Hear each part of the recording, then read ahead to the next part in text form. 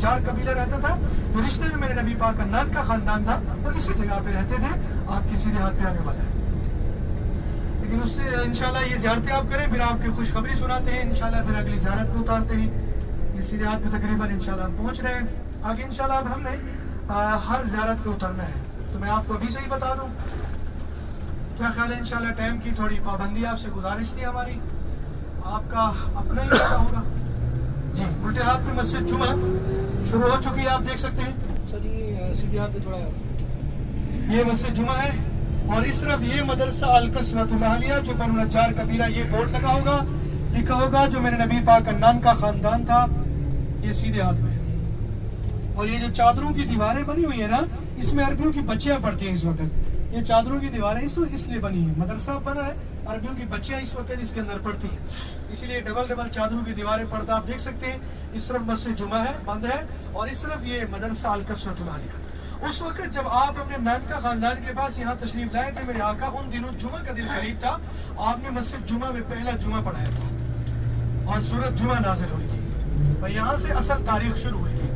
खुशखबरी क्या है आप जरा सुने, क्योंकि हम माजरत चाहते वक्त की कमी की वजह से, क्योंकि हमने सब जगह जाना है, टाइम लगेगा। देखिए ऐसा, मदीने पाक का पहला नाम वादी यसरब था। यसरब कहते दुख और बीमारी वाली जगह को। आज आप जिसे मदीने पाक के नाम से जानते हैं, रहमत बरकतों वाली जगह, एक वक्त था इसे, ये यसरब के नाम से जगह मशहूर थी। यहाँ कोई बंदा नहीं आना चाहता था, हर बंदा डरता था कि यसरब जाऊंगा तो बीमार पड़ जाऊंगा, दुख में और तकलीफ में पड़ जाऊंगा। पीछे आवाज सही आ रही है सब? क्योंकि आपको एक बहुत बड़ी बात बताने जा रहा हूँ जो आप लोगों के लिए खुशखबरी है। ये वाकया आपके साथ या हुआ होगा या आगे मक्का में होने वाला है, क्योंकि 10 साल से हम यहाँ हैं। अल्लाह ने ऐसे ऐसे तजर्बे तो दिखा दिए, जो हदीस मुबारक है आपको तो वो सुना रहे हैं। यहाँ आने के बाद आपने तो आपको बता रहे थे मदीने पाक का पहला नाम वादी यसरब दुखों और बीमारी वाली जगह है।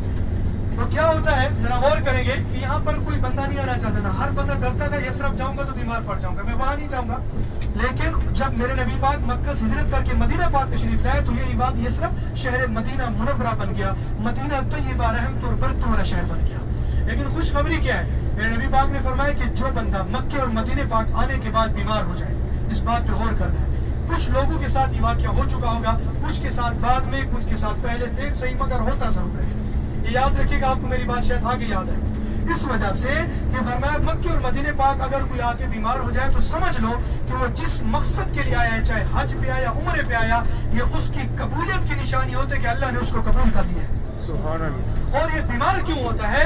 इस वजह से कि उसकी जिंदगी में पीछे जितने गुनाह बचे होते हैं, इंसान है, गुनाहगार है, खता का पुतला है, जितने गुनाह बचे होते हैं उसके पीछे की सब गुनाह माफ हो जाते हैं। गोया आदमी ऐसे हो जाते हैं जैसे बिल्कुल साफ पाक, उसने कभी गुनाह को देखा ही नहीं था।